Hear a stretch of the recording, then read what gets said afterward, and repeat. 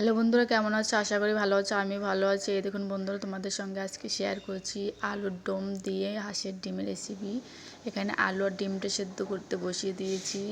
এখানে নিয়েছি আমি কাঁচা লঙ্কা, রসুন, জিরে, পেঁয়াজ, একটা টমেটো, একটু আদা, এগুলো আমি বেটে নিয়েছি। তারপর আলু ডিমটাও ছুলে ডিমগুলো আমি এইভাবে লম্বা করে কেটে নিয়েছি। তারপর কড়াইতে আমি তেল দিয়ে দেব। তেলটা গরম হলে ডিমগুলো আমি ভেজে নেব। এইভাবে দিয়েছি যাতে কুসুমটা বেরিয়ে না যায়। এইভাবে আমি সবগুলোকে ভেজে নেব।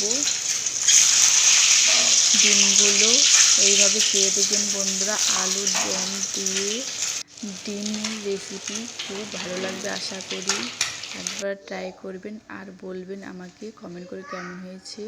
এখানে দেখুন ডিমগুলো ভেজে উঠিয়ে নিয়েছি আমি। তারপর কড়াইতে ওই তেলের মধ্যে আমি ফোড়ন দিয়ে দিচ্ছি শুকনো লঙ্কা, তেজপাতা আর একটু গোটা জিরে দিয়ে ভালো করে নাড়াচাড়া করে যখন এটা বাদামি রঙের হয়ে যাবে তখন আমি পেস্ট করা বেটে নিয়েছি যে মশলাটা, সেই মশলাটা দিয়ে ভালো করে কষিয়ে নিচ্ছি।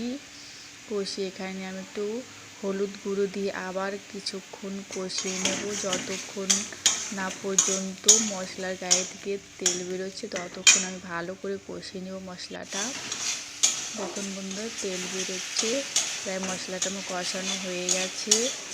এবার আমি এর মধ্যে সেদ্ধ করা আলুগুলো দিয়ে দিলাম। এগুলো হচ্ছে নতুন আলু, ছোটো ছোটো নতুন আলু। এরকম এই আলু দিয়ে আলুর দম খেয়ে দেখুন, খুব ভালো লাগবে। তারপর পরিমাণ মতন আমি এখানে লবণ দিয়ে দিচ্ছি।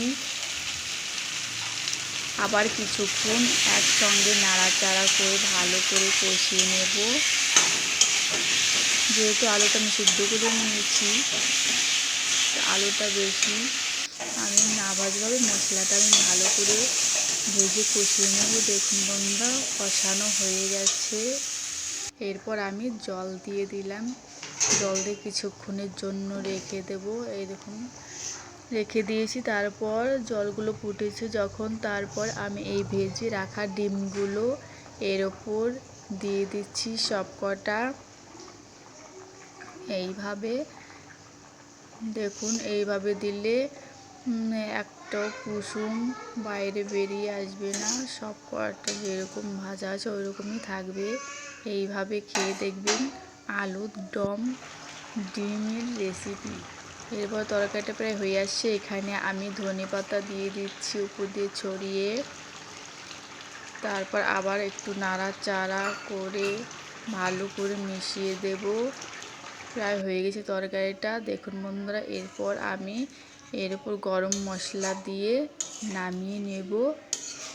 আলুর দম দিয়ে ডিমের রেসিপি। এই দেখুন বন্ধুরা কেমন হয়েছে, একবার ট্রাই করে খাবেন। আশা করি খুব ভালো লাগবে আর বলবেন আমাকে প্লিজ কেমন হয়েছে। দেখুন কি সুন্দর কালার হয়েছে, দেখেই মনে হচ্ছে যে খাই। একবার খেয়ে দেখবেন, খুব ভালো লাগবে, দারুণ।